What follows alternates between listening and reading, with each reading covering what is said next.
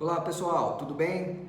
Quem fez empréstimo com cooperativa de crédito pode, por algum motivo, não ter conseguido fazer o pagamento desse empréstimo e está passando por uma situação muito inusitada de ter que pagar um valor muito maior do que o devido.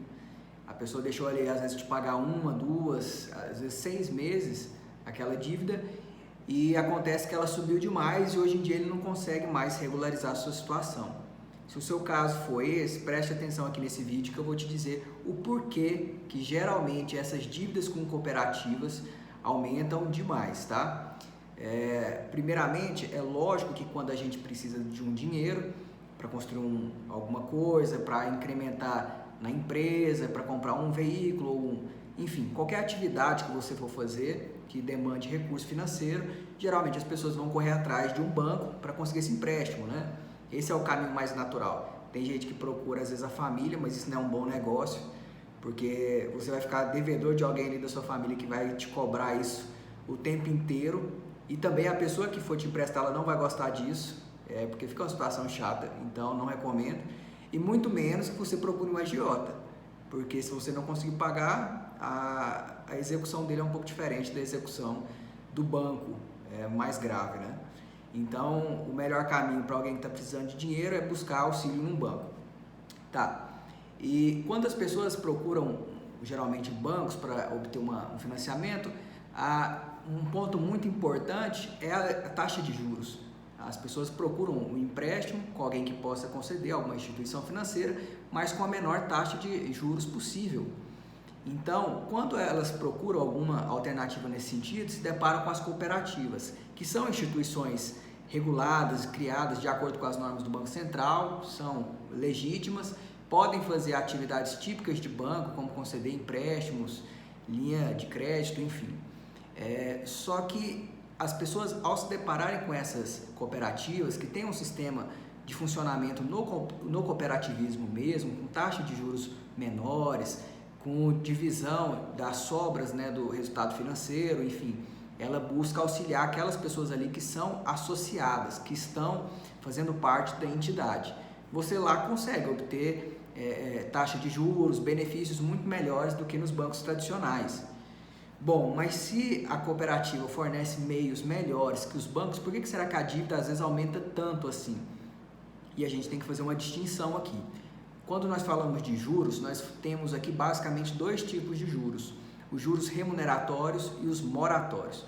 Os juros remuneratórios são aqueles que são aplicados no período que o contrato não está devendo, né? Você não está em mora, que a gente chama, mas ele é aplicado também nesse período. Só que ele tem a função, esse juros remuneratório, de fazer um pagamento do valor que você obteve emprestado. É como se fosse um aluguel pelo dinheiro alheio que você está usando. É aquela taxa de juros que geralmente é veiculada: olha, os nossos juros caíram de 2% para 1%, de 5% para 3%, nós temos uma linha de crédito assim e tudo mais. E é essa que geralmente você compara entre um e outro banco, porque essa taxa de juros você vai pagar de um jeito ou de outro.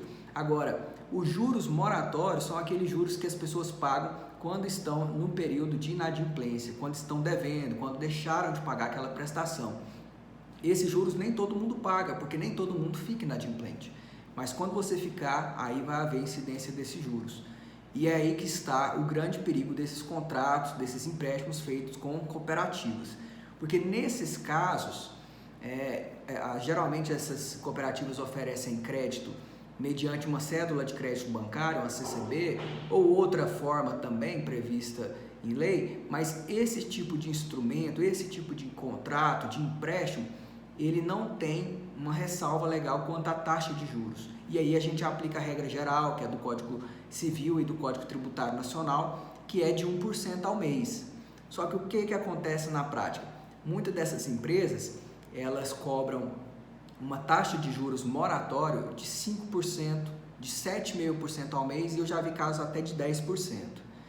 E essa diferença de percentual de 5 para 1, 7,5 para 1, durante um período de tempo considerável, causa um grande estrago.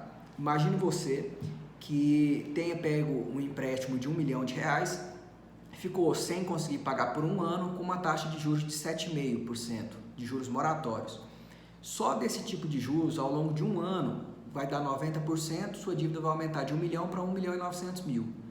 Agora, se essa sua taxa de juros moratória fosse dentro do que a lei determina, que é 1% ao mês ou 12% ao ano, esse valor ia aumentar R$ 120.000, porque seria um acréscimo de 12%, então a dívida iria para R$ 1.120.000. Eu não estou incluindo aí multa, o juros remuneratório e nem a correção monetária, mas isso é só para a gente dar um exemplo aqui básico. Então essa diferença de um ano, só pelo fato dessa taxa de juros moratórios estar em desacordo com a lei e com o que determina os tribunais, haverá uma cobrança excessiva de mais de R$ 780.000. E isso a gente vê muito na prática, principalmente com o produtor rural, com empresários, e que às vezes fazem algum tipo de negócio, não conseguem por um problema qualquer fazer o pagamento, mas que depois querem regularizar e a dívida virou um valor astronômico, praticamente impagável. Isso geralmente, nesse tipo de contrato, acontece por esse motivo, tá? Se você imaginar agora que essa dívida vai rolar por mais 2, 3 anos, o valor vai aumentar de uma maneira que praticamente se torna impossível fazer o pagamento. Só que esses empréstimos geralmente não são feitos sem que haja uma garantia. E aí onde está o grande problema dessa questão. Às vezes tem um imóvel que foi dado em hipoteca ou alienação fiduciária, e o que acontece é o seguinte: a dívida vai crescer num patamar tão alto que o valor da dívida às vezes vai igualar com aquele imóvel, ou então vai superar o valor dele. A cooperativa vai entrar judicialmente ou extrajudicialmente para reaver aquela garantia, para ela receber, ela vai conseguir obter aquilo ali e a pessoa ainda vai continuar às vezes devendo mais alguma coisa. Então essa questão desses juros nem sempre é por uma displicência do setor da cooperativa que lida com taxa de juros. Às vezes é feito de caso pensado, porque se as pessoas chegarem numa situação de inadimplência, se torna muito difícil dela conseguir sair e acaba perdendo o seu imóvel que foi dado em garantia, que geralmente é muito superior ao valor da dívida, mas que com esses aumentos vai acabar se igualando ou então até ficando menor que essa dívida e a pessoa acabará perdendo esse bem. Uma situação como essa, onde você foi intimado judicialmente ou está com a dívida ainda que não foi para a justiça, é fundamental que você analise juntamente com alguém da sua confiança, que seja entendido dessa área, para ver se tudo que está sendo cobrado ali está certo, se tem alguma ilegalidade, alguma medida abusiva que dá para você conseguir reverter. A justiça, nesse tipo de caso, dos juros moratórios superiores a 1% nesse tipo de contrato, determina que seja retirado, que seja limitado a 1%.